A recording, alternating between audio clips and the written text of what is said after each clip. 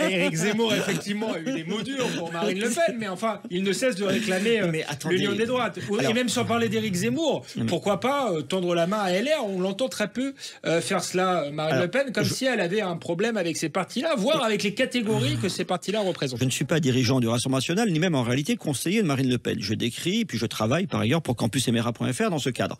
Cependant, j'entends quand même beaucoup de conversations. Je peux vous dire que le sujet Reconquête et Zemmour, c'est pas du tout méprisant de dire cela, est un sujet qui n'intéresse pas beaucoup, en fait, actuellement au sein du Rassemblement national. Vous savez, on aurait eu cette conversation il y a 1 an et demi, ça aurait été quasiment la même. Or, depuis les élections, on dit des choses. Déjà, les élections avaient dit quelque chose au moment des européennes, pour la candidature Bellamy, sur ce qu'on appelait à l'époque la droite des valeurs. Ensuite, on a eu rebelote, si j'ose dire, les élections présidentielle. Certains nous ont dit, mais oui, tout va se passer aux élections législatives. Il se passe toujours rien. Donc, il y a un courant d'idées extrêmement respectable qui est autour de Reconquête et d'Éric Zemmour, qui produit des choses, etc., très intéressant, qui est quelque part entre 4 et 7. Je ne sais pas exactement vous dire. Voilà, ça existe. Après, il lance sans cesse des appels à l'union de la droite, qu'il adresse très peu à la droite elle-même.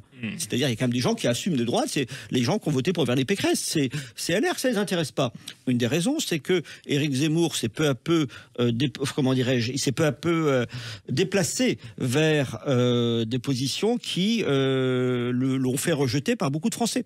Donc, à un moment donné, vous savez, si vous alliez à quelqu'un qui ne produit pas beaucoup de désir, on va dire ça comme cela, eh bien, vous risquez de perdre les choses. D'autant plus qu'une alliance n'aurait de sens qu'avec un contenu programmatique.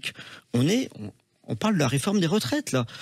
Or, Éric Zemmour a fait un choix très étrange. Il n'est pas au pouvoir, il n'est même pas au Parlement. Il a tenu absolument à dire qu'il était favorable à cette réforme. Et que donc, il voulait que pour ses soutiens relativement bourgeois, ils aient tout, si vous voulez. L'identitaire et l'économique.